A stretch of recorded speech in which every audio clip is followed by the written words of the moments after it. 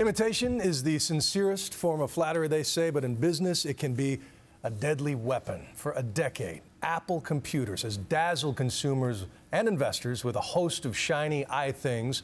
But with competitors edging in on the market after a couple unforced errors, the company has lost $130 billion in market value since September. Is this a temporary glitch or something more? Here's ABC's Neil Karlinski. This is amazing. If there's one thing you can count on when it comes to Apple, it's hype. Hype about the company's latest iPhone or iPad. And lately, hype about the stock price.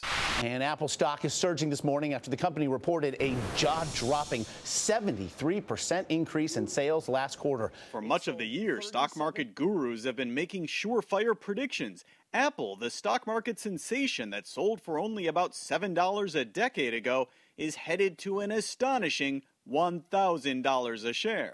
Apple's going to 1,000. Here's the thing about all those analysts. They like to change their minds. Apple's shares continue to fall. That stock is now just 2% away from a 20% decline.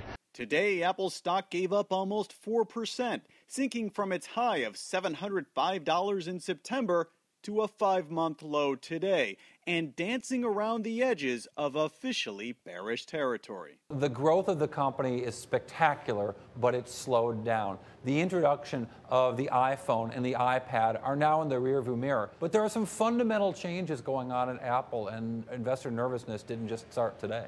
So how did a company that can do no wrong make such a dramatic turn? It's interesting to watch the challenge that these guys face from a marketing standpoint. I mean, Apple used to use long lines in front of their stores as a marketing tool. Now they're mocked by Samsung. So they are facing direct competition around some products that they have innovated like they never have before. Like bad directions from Apple's much maligned Apple Maps, the company has suffered some rare criticism lately. Tim Cook himself had to apologize for Mapgate. The iPad mini launched to headlines about mini lines at stores. And the iPad, while still dominant, is losing market share to a surging Samsung.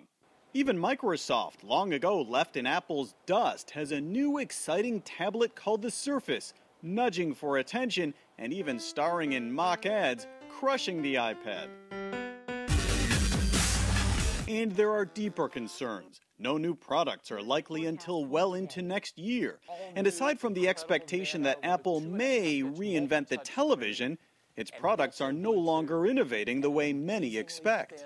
Apple is at a point now where it has risen, it's plateaued a little bit.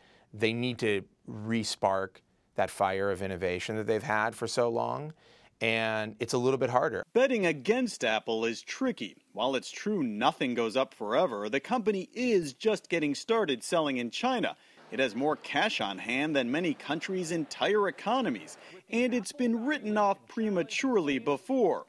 Time to sell or time to buy? There's probably an app for that. I'm Neil Karlinski for Nightline in Seattle.